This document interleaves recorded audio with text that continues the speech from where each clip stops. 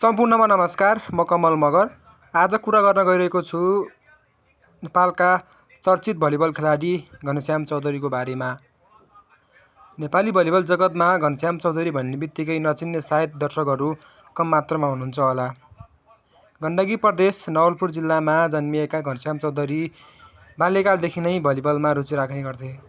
विद्यालय हुँदै जिल्ला साबिक हुँदै अहिलेको गण्डकी प्रदेशबाट खेल खेलिसकेका हुन्।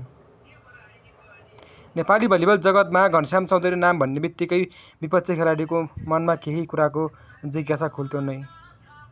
घनश्याम चौधरी यस्तो खेलाडी हो कि जसले खेल लगायत साथीभाइ अग्रज व्यक्तित्वसँग दर्शकसँग मनमुटुमा बस्न सफल भएका एक खेलाडी हुन्।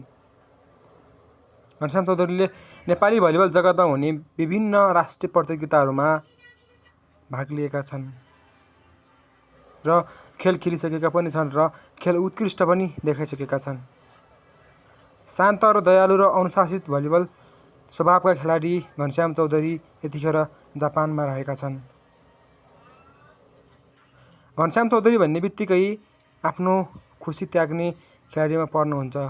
भलिबलमा भविष्य नदेखेर जापान पलायन भएका घनश्याम चौधरी यतिखेर सम्पूर्ण दर्शकहरूले सम्झिँदै आएका छन् र घनश्याम चौधरीको खेलको लागि सम्पूर्ण दर्शकहरूले कहिले पनि बिर्सिँदैनन्। घनश्याम चौधरीको खेल्ने शैली, बोलिने व्यवहार र दर्शकहरूमा गर्ने व्यवहार अलि भिन्नै खाले थियो र घनश्याम चौधरीको खेलको शैली र इन्स्पायर गर्ने तरिका राम्रो भएकोले घनश्याम चौधरीलाई हजारौँ भलिबल खेलाडीहरूले आइडलको रूपमा चिन्दै आइरहेका छन्। घनश्याम चौधरी यस्तो नाम हो, जर्सी नम्बर 7 लगाउने बित्तिकै नेपालमा घनश्याम चौधरीको याद आउने गर्छ।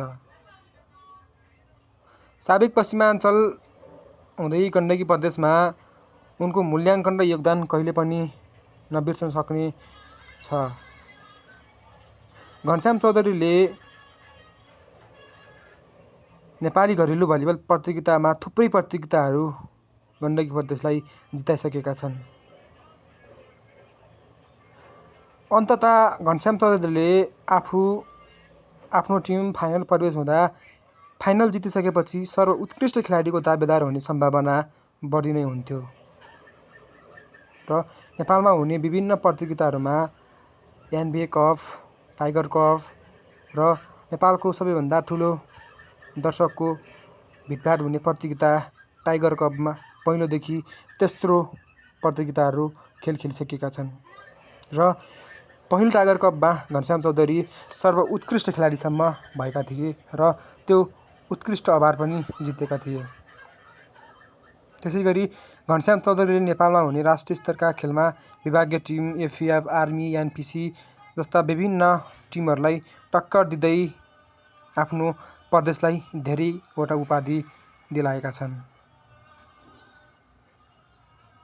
घनश्याम चौधरीको घुँडाको समस्याले उनले आफ्नो खेललाई बिट मार्नु पर्यो र खेलमा केही भविष्य नदेखेपछि घनश्याम चौधरी वैदेशिक यात्राको लागि जापान जानु पर्यो र त्यही पुरानो घनश्याम चौधरीलाई अबको आउने पुस्ताहरूले आइडलको रूपमा चिन्ने गरेका छन् र सम्पूर्ण दर्शकहरूले गण्डकी भन्ने बित्तिकै घनश्याम चौधरीलाई सम्झिने गर्छन् र नसम्झेन पनि किन, यो स्तरमा गण्डकी हाई हाई भन्नुमा घनश्याम चौधरी लगायतका खेलाडीको ठुलो भूमिका रहेको छ।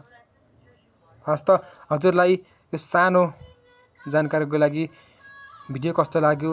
यदि भिडियोमा केही गल्ती कमजोरी भएमा क्षमा चाहन्छु।